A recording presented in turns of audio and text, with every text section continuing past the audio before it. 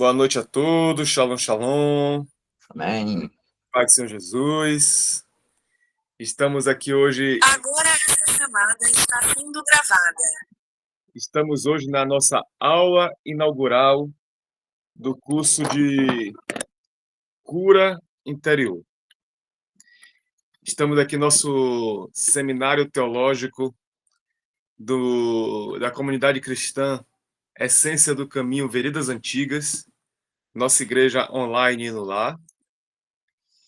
E um dos módulos desse curso é Cura Interior. Esse módulo de curso vocês vão aprender aqui ao longo de aulas toda quinta-feira, num período aproximadamente de 7 meses, mais ou menos, 7 a 8 meses, onde iremos dar uma base bem estruturada de como você ministrar cura interior.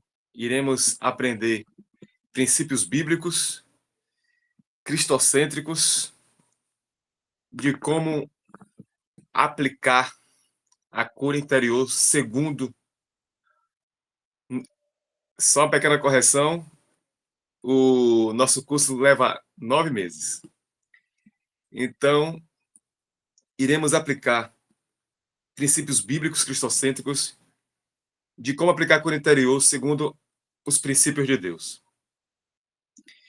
E nessa nossa aula introdutória, eu quero deixar logo de início bem definido qual é a diferença entre a cura interior de uma terapia secular e também de um estudo bíblico ou uma pregação.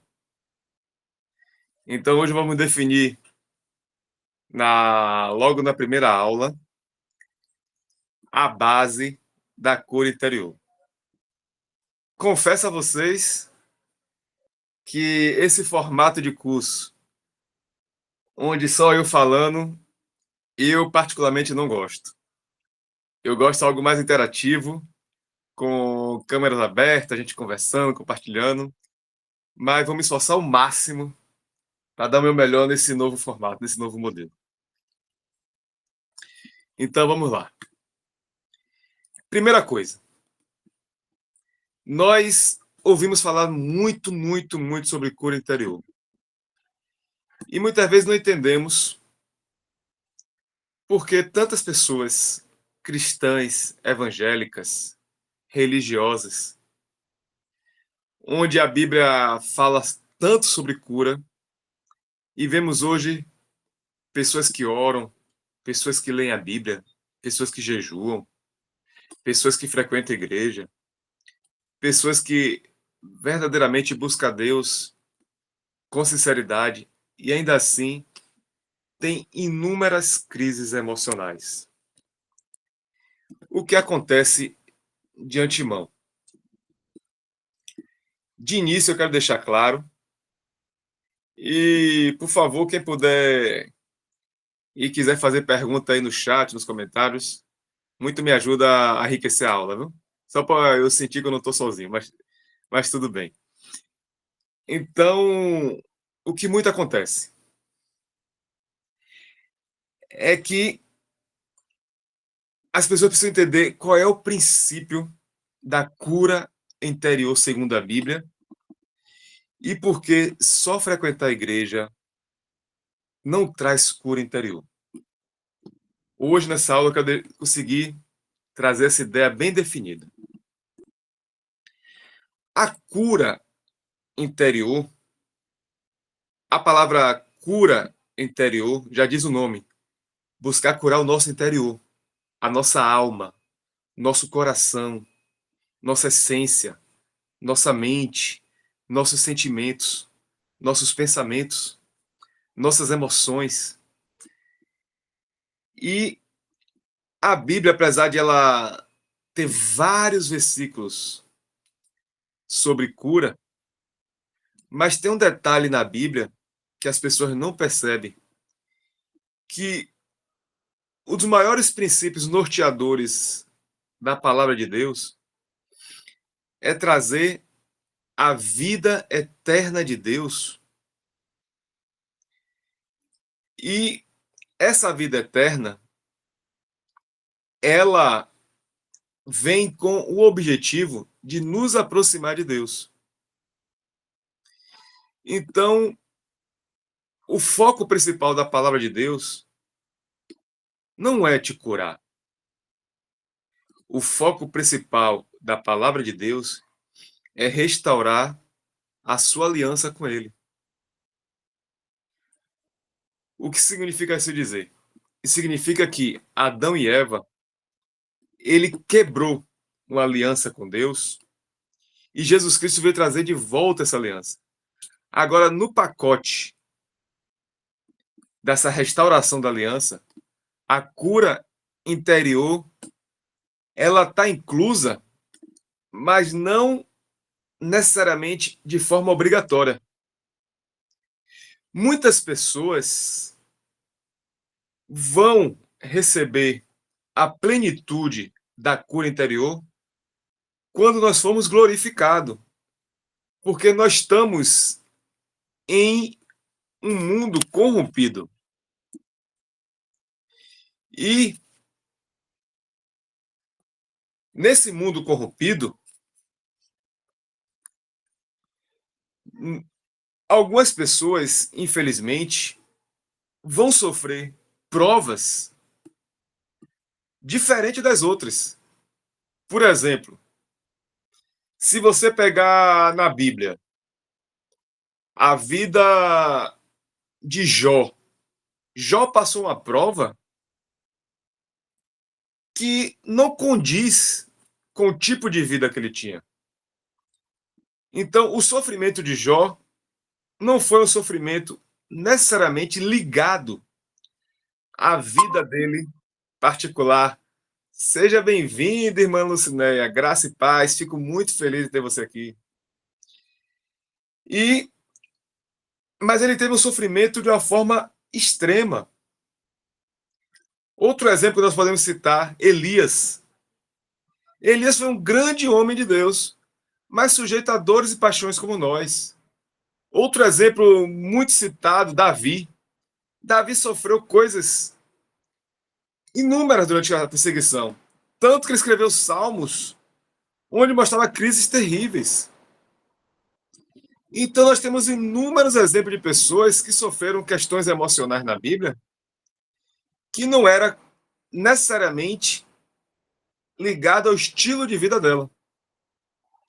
Porque a palavra de Deus, ela tem um foco principal da eternidade.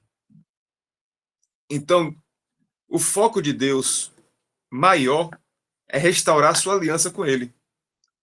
E isso não é sinônimo necessariamente de cura interior. Para se alcançar a cura interior, você precisa mergulhar em uma área específica da palavra de Deus. Como assim? Vou explicar com mais clareza. Por exemplo, eu tive um pastor Marivaldo, aqui em Salvador, Bahia, da Igreja Batista Lírio dos Vales, que ele era um grande homem de Deus, cheio do Espírito Santo, e morreu aos 50 anos de coração.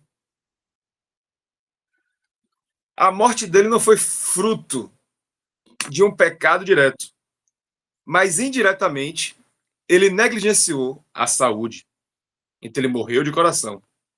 Você percebe que uma pessoa cheia do Espírito Santo, que lê a Bíblia profundamente, homem de Deus de oração, pode morrer de coração?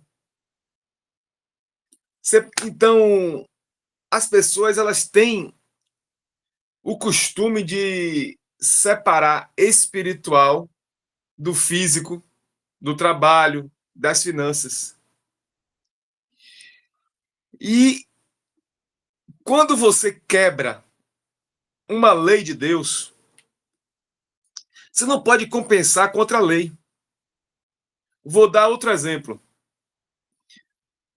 Duas mulheres que eu conheço, mulheres de Deus, cristãs, idôneas, íntegras, todas duas firme com Jesus, uma delas, inclusive, bispa de igreja, e outra grande mulher de Deus morreram com problema de fígado. E elas nunca beberam. E morreram com problema de fígado. Tiveram questão de saúde na área do fígado. Então, não adianta você ser uma pessoa que cuida do espiritual e se alimenta mal. Não adianta você cuidar do espiritual e se encher de remédio. Não adianta você cuidar do espiritual e ter uma vida sedentária. Não dorme bem. Não faz uma atividade física. Tem uma alimentação totalmente desorganizada. Você tem uma vida muito estressada. Para você ver que ler a Bíblia, orar, jejuar, ter aliança com Deus e ser cheio do Espírito Santo não é obrigatoriamente uma vida plena em todas as áreas. Eu tenho que ler a palavra e extrair dela os princípios e obedecer esses princípios e aplicá-los na minha vida. Então, se a Bíblia ensina a pessoa sobre princípios financeiros, eu preciso aplicar aqueles princípios financeiros na minha vida. Então, necessariamente, eu posso estar com a grande crise financeira. Por quê? Porque eu fui, em algum momento, imprudente, preguiçoso, eu fui negligente, eu fui irresponsável na área financeira. Então, as pessoas querem tentar resolver coisas práticas com oração, com jejum, com leitura bíblica, com atos religiosos. E isso inclui a área da cura interior. A área da cura interior exige um conhecimento específico sobre cura interior. Eu estudo sobre cura interior há mais de 20 anos. E se você não tiver conhecimento específico sobre cura interior, você pode ler a Bíblia 30 vezes e muitas vezes você pode até tirar alguns princípios, mas a Bíblia não é um manual detalhado, minucioso de práticas. A Bíblia é princípios. Eu não sei se vocês já viram aquela história daquela pessoa que foi. Ela estava dormindo, ela teve um sonho e ela foi numa loja. E o título da loja era Loja de Deus. Aí ela viu ali na prateleira paz, alegria, amor, prosperidade, saúde, cura, vários itens na prateleira. E ela foi lá e pediu para o vendedor: quanto é que custa a paz, a alegria, o amor, a saúde, a prosperidade, uma vida espiritual plena? Aqui na loja de Deus, tudo é de graça. É mesmo? É, tudo é de graça. Ah, então me dá um pacote de paz, um pacote de alegria, um pacote de amor, um pacote de fé, um pacote de esperança, um pacote de prosperidade, um pacote de intimidade e relacionamento com Deus e adoração, vida com mudança, que é outro pacote bem grande. Aí quando o vendedor chegou, juntou todos os itens, aí deu um pacotinho minúsculo, desse tamanhozinho, que cabia na palma da mão com todo o ingrediente. Ela perguntou: essa lista enorme que eu pedi, cabe na palma da mão? Como é isso é possível? Aqui na loja de Deus, nós não temos os frutos, nós temos só as sementes. A Bíblia, ela é livro de princípios de sementes. Mas você precisa pegar essas sementes, colocar no terreno certo. Esse terreno não pode ter espinho, não pode ter pedregulho, não pode ser um terreno de concreto, tem que ser uma terra fértil. Primeiro ponto. O seu coração tem que ser uma terra fértil para a palavra de Deus poder frutificar. Depois que você coloca a semente. Essa semente vai criar raízes. E aí vai exigir de início logo paciência, perseverança, constância, obediência. Por esse tempo de inverno, esse tempo de espera, esse tempo de deserto, esse tempo de prova. E aí depois que a semente começa a crescer, já não nasce os frutos ainda. Primeiro nasce caule, folhas e flores. Até chegar ao fruto, é todo um processo. Então, quando você pega a palavra de Deus, você tem que passar por um processo de santificação, de restauração, de obediência, de inúmeros princípios. E aí Deus, na sua infinita sabedoria, levanta homens e mulheres cheios do Espírito Santo em área específica. Quando você pega a Bíblia, você tem um homem chamado Salomão. Você tem outro homem chamado Davi. Você tem mais outro homem chamado Moisés. Aí você tem mais outro homem chamado Neemias. Aí você tem outro homem chamado Esdras. Aí você tem mais outro chamado Paulo. E mais um para completar, Tiago.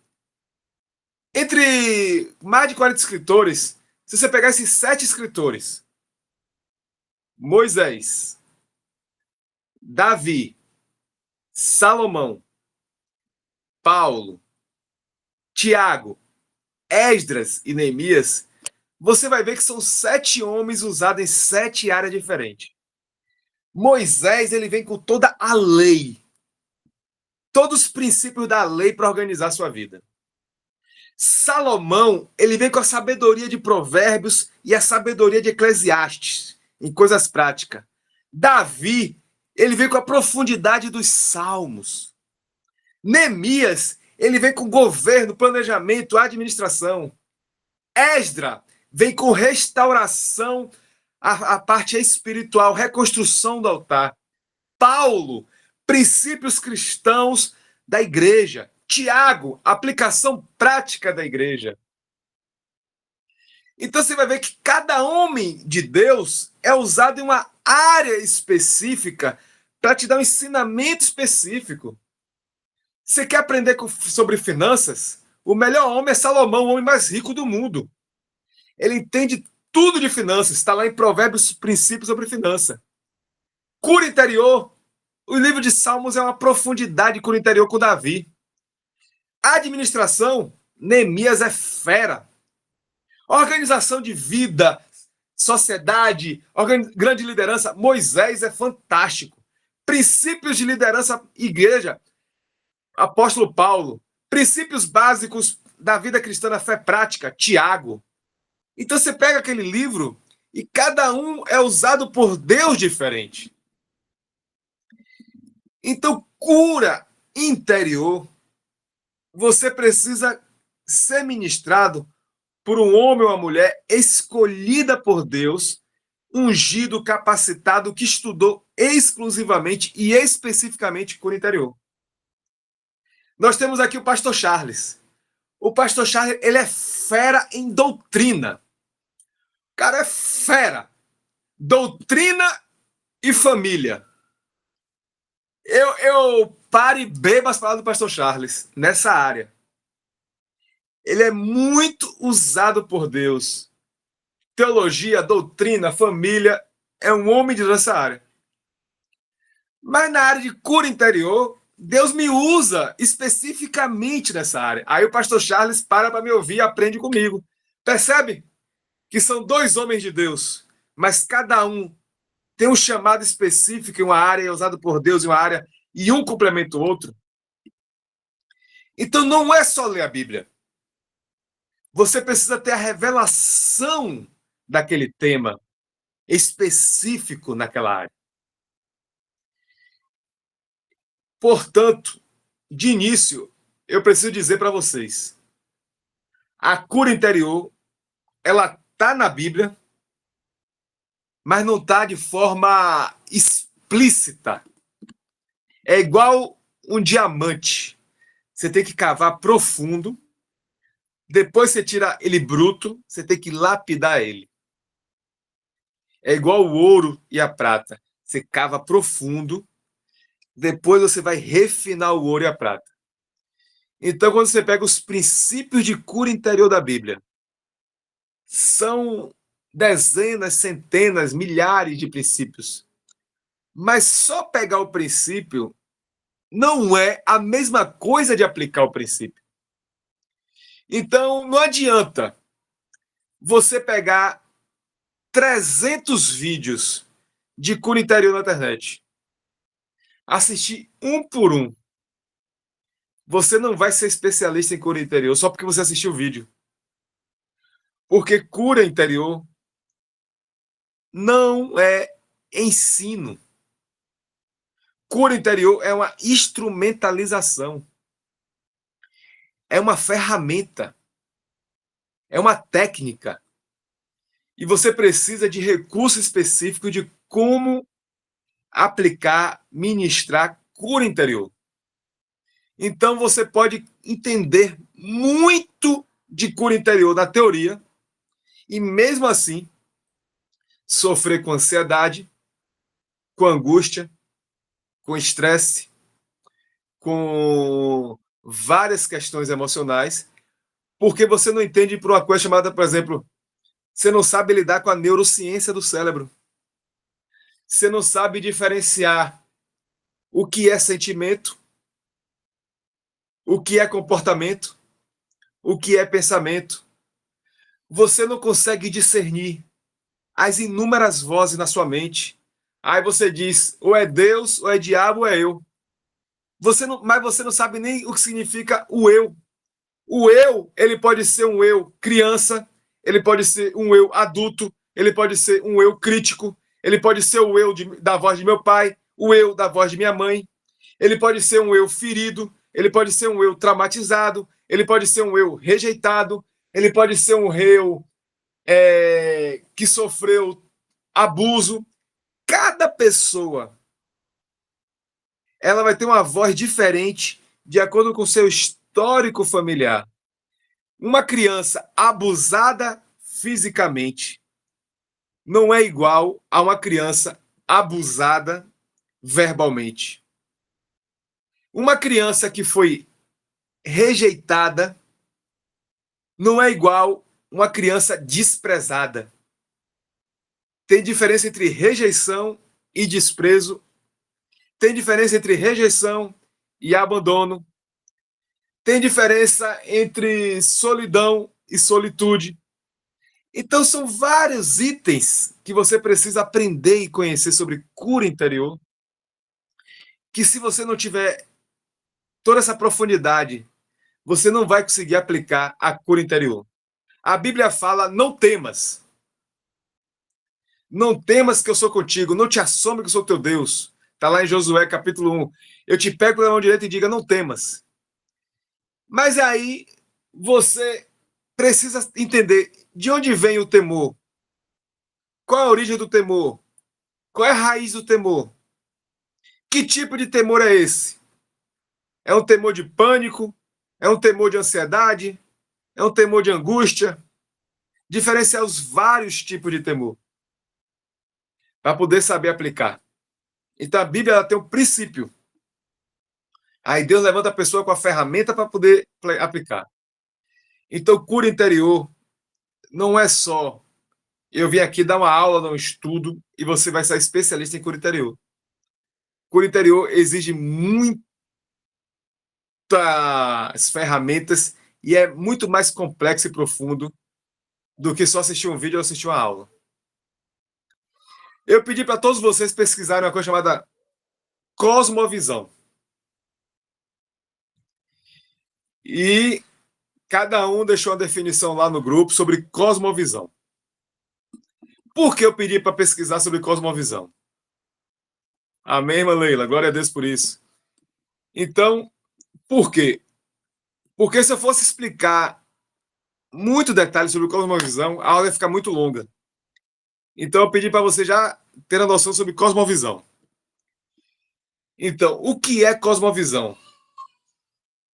Cosmovisão é a forma que eu enxergo tudo de acordo com como eu fui formado. Um exemplo prático seria um óculos.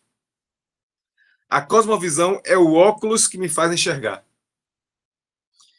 Portanto, de acordo com minha cosmovisão, eu vou enxergar tudo na vida. E o que tem a ver cosmovisão com cura interior? Porque nós hoje temos cosmovisão teocêntrica, cosmovisão humanista, naturalista. E se eu não diferenciar se a minha cosmovisão ela é cristã, bíblica, ou se ela é uma cosmovisão humanista, eu não vou conseguir aplicar a cura interior segundo a Bíblia. Hoje, eu não vou entrar em muitos detalhes, nem hoje, nem dia nenhum, porque eu não quero criar polêmica, mas eu só vou dar uma afinetada bem de leve. Muitos psicólogos cristãos, muitos psicanalistas cristãos, muitos terapeutas cristãos não sabem que eles estão negando a cosmovisão bíblica seguindo linhas humanistas.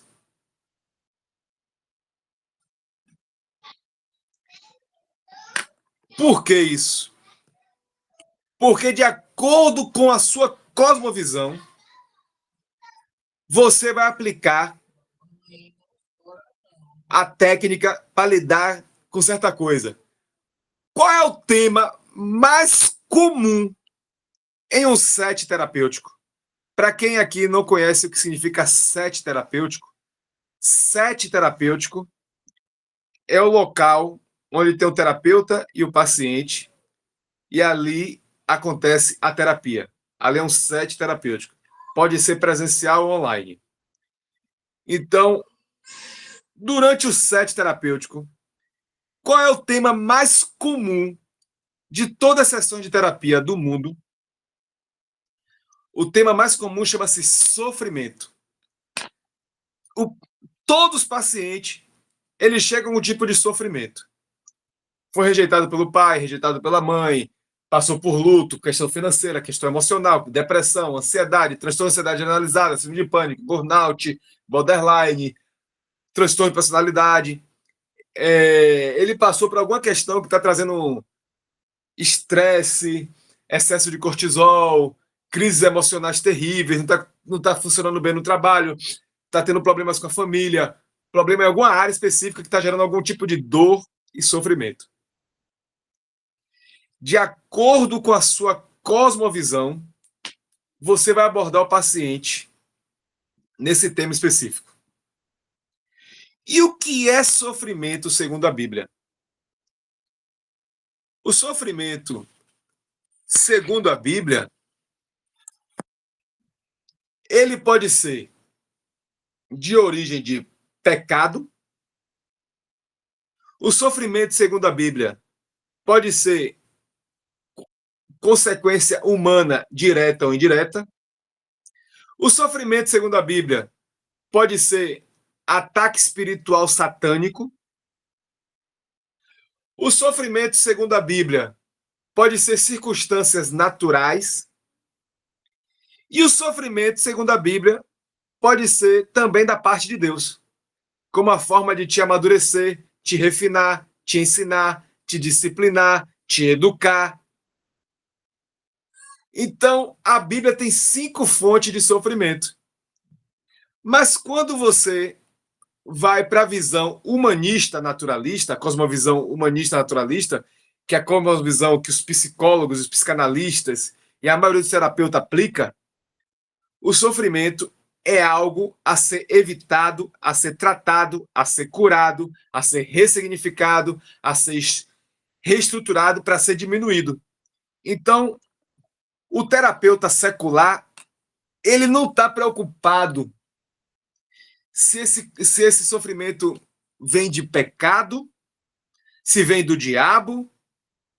Ele está preocupado em ajudar o paciente a lidar melhor com o sofrimento e produzir saúde, bem-estar, qualidade de vida.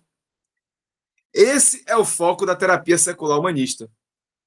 Mas se você, que se diz cristão, que se diz cristocêntrico, que se diz que é a pessoa que segue princípios bíblicos, você pode estar levando a pessoa para o inferno. Porque você está aliviando o sofrimento, que muitas vezes é aquele sofrimento que vai conduzir ela para Deus.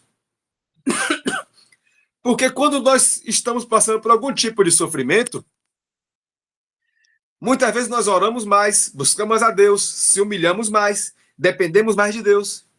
E se você tira uma das ferramentas que Deus usa para atrair pessoas a Ele, você vai fazer a pessoa se alegrar com o pecado, se beneficiar do pecado, viver uma vida feliz pecando, prosperar com o pecado. Então, de acordo com sua cosmovisão, você pode desvirtuar a pessoa. Vou dar exemplos práticos. Eu sou exatamente, mano, Ciné, exatamente. Mas é preciso muito discernimento espiritual, porque pode ser fruto de pecado individual, pecado coletivo, ataque espiritual, condição humana e também sofrimento da parte de Deus. Então tem que saber, tem que ter muita sensibilidade para identificar qual é o tipo de sofrimento, porque nem não generalizar também, mas está certíssima, irmã Lucinéia. E de acordo com a sua cosmovisão, vou dar um exemplo prático. Eu sou terapeuta formado, eu tenho formação em terapia cristã pela FATEB, eu tenho formação de terapia cognitivo comportamental e terapia de esquema, e eu já passei por mais de 40 pacientes comigo, e eu já tive uma paciente lésbica. E eu, sendo cristão, por questão de ética, eu tinha que ajudar ela se relacionar melhor com a parceira dela.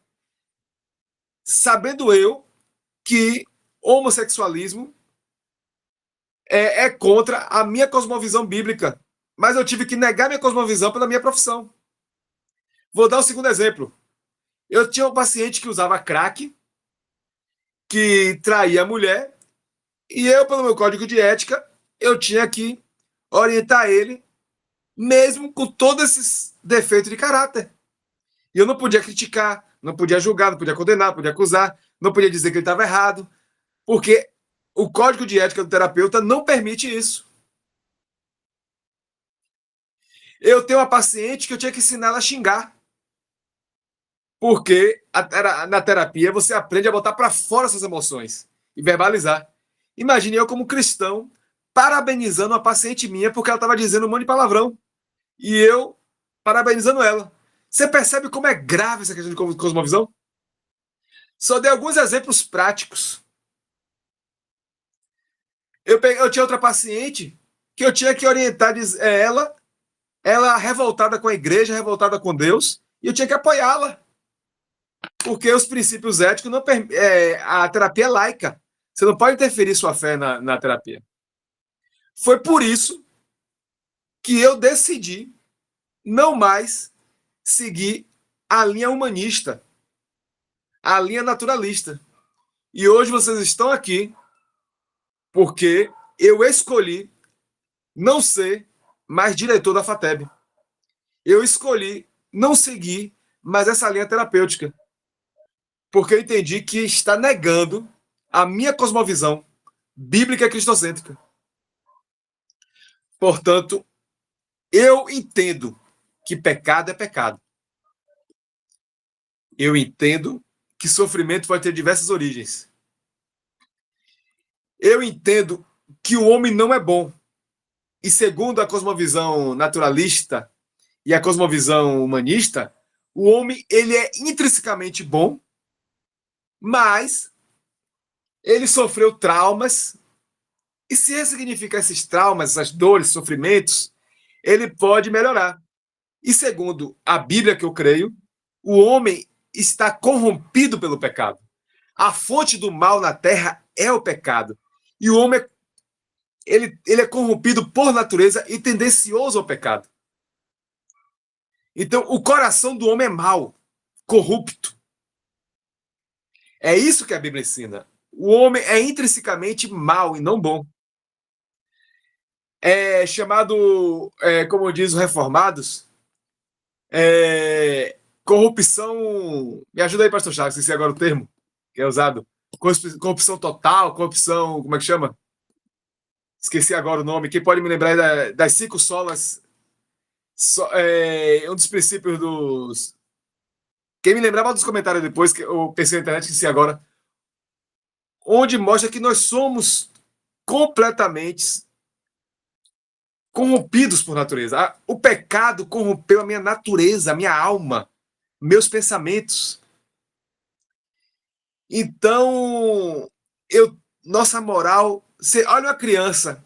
A criança, sem ninguém ensinar, ela mente, ela briga, ela faz coisas escondidas. Quem ensinou isso para a criança? Por mais que ela tenha educação, ela precisa ser corrigida, disciplinada, ensinada, orientada, porque já nasce com essa corrupção. Já é da nossa natureza humana, corrompida pelo pecado, natureza caída. Então, de acordo com sua cosmovisão, você pode seguir, sem perceber, a linha do mundo secular e Satanás começar a corromper. Você hoje vê pregações cristãs que só prega bem-estar, não confronta mais o pecado, não prega mais a cruz, não prega mais arrependimento. Por quê? Porque esses conceitos da cosmovisão humanista, secular, naturalista, está corrompendo os púlpitos evangélicos. E muitos pastores, sem perceber, estão nessa onda. Então nós precisamos tomar muito cuidado. Porque a nossa cosmovisão bíblica, ela tem uma visão sobre o que é pecado. Quem é Deus? Deus, ele é soberano. Deus, ele é o princípio de justiça. Isso, Leila. Obrigado pela pesquisa aí. E Deus, ele é a fonte de cura e restauração. Então, a cura interior precisa me levar a eu ser restaurado à imagem e semelhança de Jesus. Então, a minha restauração não está dentro de mim. A minha restauração está em Cristo Jesus. A minha restauração está no sangue de Jesus. A minha restauração está através dos princípios da palavra de Deus. A minha restauração está pelo poder do Espírito Santo. Se esses 4 pilares, a palavra de Deus, o sangue de Jesus, o sacrifício de Jesus, a cruz, e a palavra de Deus, o Espírito Santo, nós não vamos ter cura interior. Podemos até ter uma melhora emocional. Você me pergunta, a psicologia faz efeito? Faz, com certeza. O perigo da psicologia não é o efeito que ela faz. O perigo da psicologia é ela normalizar o pecado, dizendo que não é pecado e está tudo bem. Eu fiz terapia com a psicóloga e eu estava passando por uma crise familiar e a psicóloga disse, Mateus, eu só posso continuar essa terapia se você entender que o divórcio é uma opção. Porque se você não entender que o divórcio é uma opção, eu não tenho como continuar a terapia, porque você está preso nessa relação. E não é saudável isso. Isso, pastor Charles, depravação total, perfeito, obrigado. Então, é um dos princípios do pecado, só complementando o que eu estava falando aqui, é um princípio da nossa cosmovisão bíblica que o ser humano e o pecado, ele teve uma depravação total em todas as áreas: física, emocional, espiritual, familiar, sentimental, psicológica, cognitiva, comportamental, financeira. Houve uma depravação total em todas as esferas humanas. O ser humano é completamente afetado pelo pecado. Isso não quer dizer que ele seja tão mal quanto poderia ser, mas que todas as áreas de sua natureza foram corrompidas: mente, vontade e emoções. Ele não consegue por si só buscar Deus de forma salvadora.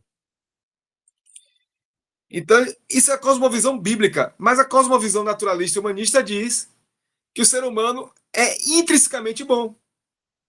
Então é perigoso. Aí, voltando ao exemplo da minha psicóloga, ela disse que eu preciso aceitar que o divórcio é algo natural e humano. Mas a minha cosmovisão bíblica tem outra visão sobre o divórcio. Outra visão sobre os princípios de casamento e família. Então, se você não tiver uma cosmovisão bem enraizada, você conduz facilmente seu paciente ao divórcio. Você conduz facilmente o seu paciente a normalizar o pecado. Você não aproxima seu paciente de Deus, ou seja, faz ele feliz com a vida dele de impiedade, com a vida dele de pecado. Não leva seu paciente ao arrependimento. O princípio do perdão, por exemplo. A pessoa perdoa segundo o princípio da cruz de Jesus ou porque ela quer se sentir melhor? Vai depender da sua cosmovisão. Qual é a função do ser humano? Segundo a cosmovisão naturalista, secular, humanista, a função do ser humano é ser feliz. É hedonismo. Anote essa palavra aí, ó. Hedonismo. Pesquise depois. Porque hoje a cosmovisão do mundo é essa. O objetivo é ser feliz, é bem-estar. Bem-estar mental, psicossocial, cognitivo, físico. Essa é a definição de saúde. Um bem-estar. Então, só que a nossa cosmovisão, o nosso princípio, é vida eterna. É vida com Cristo. É vida com o Espírito Santo. E se for necessário sofrer para estar com Jesus, aquele que quiser vir após mim, negue a si mesmo, tome sua cruz e siga-me. No mundo tereis aflições, mas tem de bom ânimo, eu venci o mundo. Então, o sofrimento pode ser parte da vida. Abraão, se ele seguisse a cosmovisão secular, ele estava muito bem. Abraão estava feliz onde ele estava. Abraão trocou a felicidade, Moisés trocou felicidade, Davi trocou felicidade, Paulo trocou felicidade. Vários homens trocaram bem-estar pela cruz, pelo deserto, pela prova. Moisés era riquíssimo no Egito. O que é que Moisés vai fazer no deserto, pelo amor de Deus? Moisés era próspero, mas ele preferiu trocar as alegrias e delícias do Egito pelos princípios da cosmovisão bíblica. Se a gente fosse botar Moisés no divã, Moisés estava totalmente ferido, traumatizado. Mas Moisés prosperou, segundo a Bíblia, mas não sobre os conceitos seculares. Abraão era homem próspero e rico da cidade dele, a cidade bem desenvolvida. Largou tudo e foi para o deserto. Totalmente ilógico, segundo a cosmovisão naturalista, secular e humanista. Então é muito perigoso, é um tema muito delicado. E se a gente perceber, a gente vai fazer terapia com um psicólogo de cosmovisão secular e ele vai nos conduzir. Não, seu pastor é um narcisista.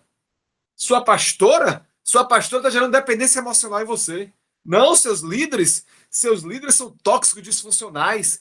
Eles estão com conceitos e ali você, sem perceber, você se afasta da igreja, se afasta de Deus, se afasta de tudo. E você consegue ser feliz sem Jesus. E aí você acha que você pode ficar desigrejado, só lendo a Bíblia, orando, indo para a igreja quando você quiser e bem entender, sem se submeter, sem obedecer, sem seguir os princípios bíblicos. Ah, isso aí é desatualizado. Você está muito rígido, isso é preconceito. Isso aí, isso aí é um pensamento retrógrado. Você está ultrapassado. A modernidade diz outra coisa. A ciência diz outra coisa. Perigoso. Cuidado com os conceitos científicos, porque a ciência também tem cosmovisão. Existe ciência criacionista e existe ciência darwinista. São diferentes. Então, os cientistas não estão isentos de cosmovisão. Então, de acordo com a cosmovisão, você vai seguir princípios bíblicos ou não. Se você botar Jesus no divã, Jesus larga o céu de glória para viver uma vida miserável. Jesus Todo-Poderoso vai morrer na cruz.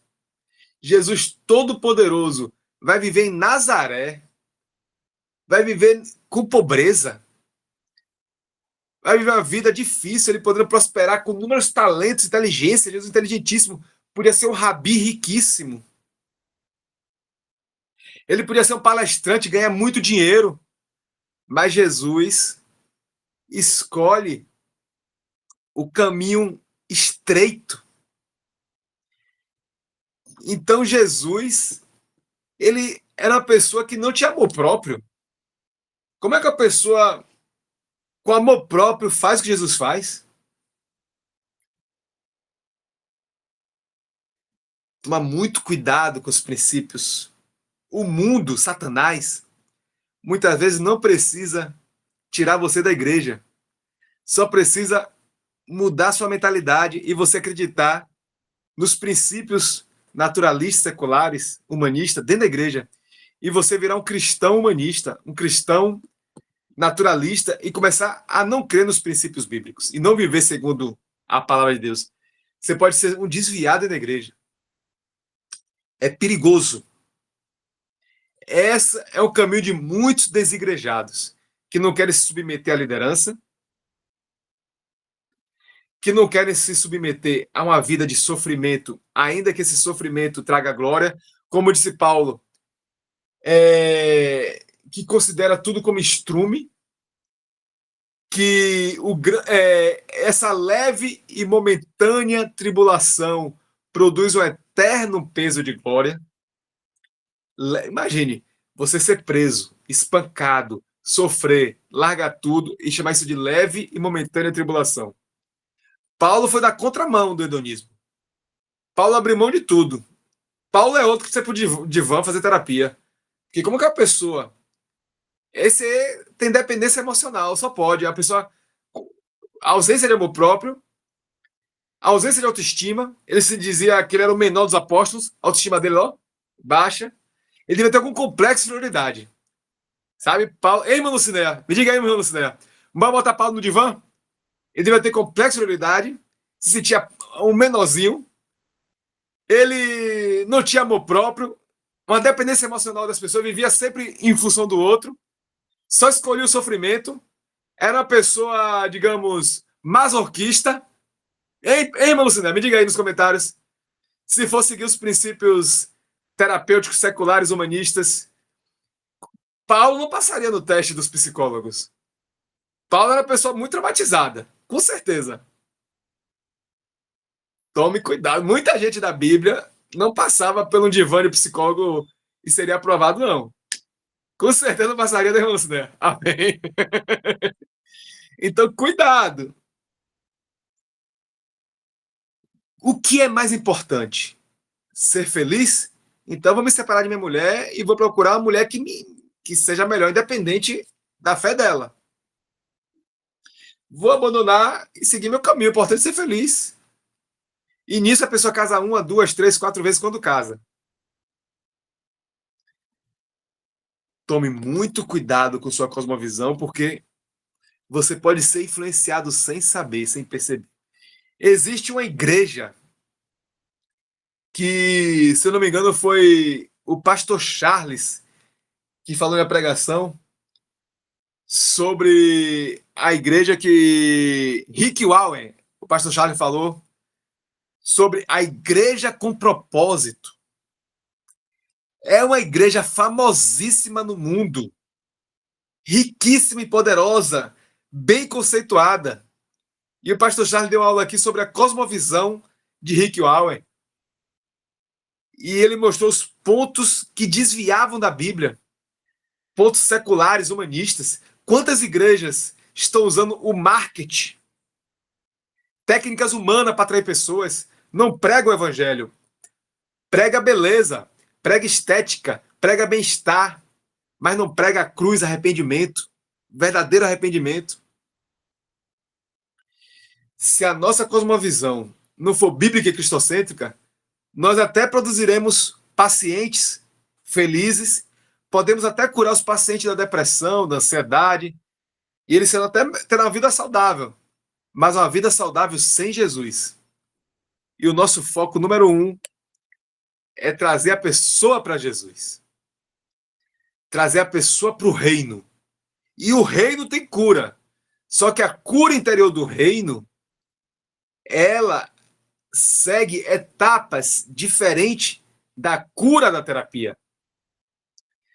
Eu pegar você aqui com todo respeito, em 3 meses, eu lhe prometo, você pode vir com o sofrimento que for, em 3 meses eu melhoro sua vida. Eu tenho técnicas a aplicar aqui que eu consigo melhorar.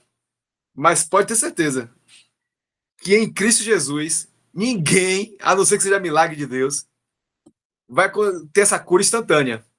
Porque é um processo. Moisés foi 40 anos no deserto, Davi foi 14 anos fugindo de Saul, passando lutas, José 14 anos no Egito, Noé 100 anos para construir a arca, Paulo 14 anos no deserto. Deus para tratar caráter e tirar o pecado, arrancar o pecado, transformar esse coração de pedra no coração, segundo o coração dele.